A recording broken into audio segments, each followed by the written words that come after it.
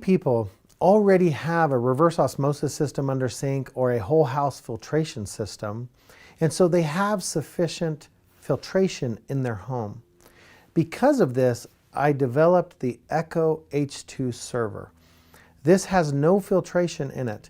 It's a small server unit that dissolves hydrogen gas in water, but there's no filtration because you already have filtration in your home. So there's no need to have unnecessary maintenance on replacing filters when none are needed.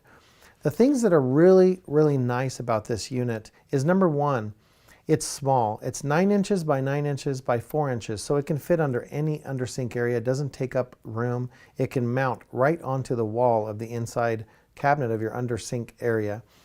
It also has the ability to send water to your refrigerator. Many people like chilled water, and so they ask all the time, how do I connect this to my refrigerator?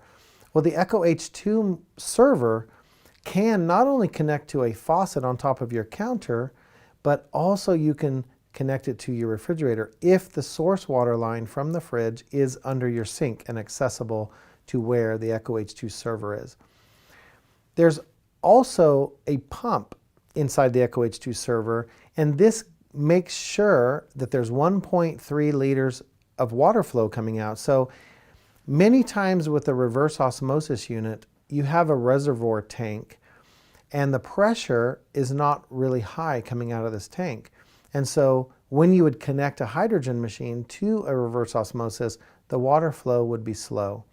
Because of the pump that we added to the Echo H2 server, you will have 1.3 liters a minute of flow of hydrogen-enriched water coming out because there's a pump inside. So it's an excellent unit. As long as you have pre-filtration in the home, it's an excellent unit with very little maintenance.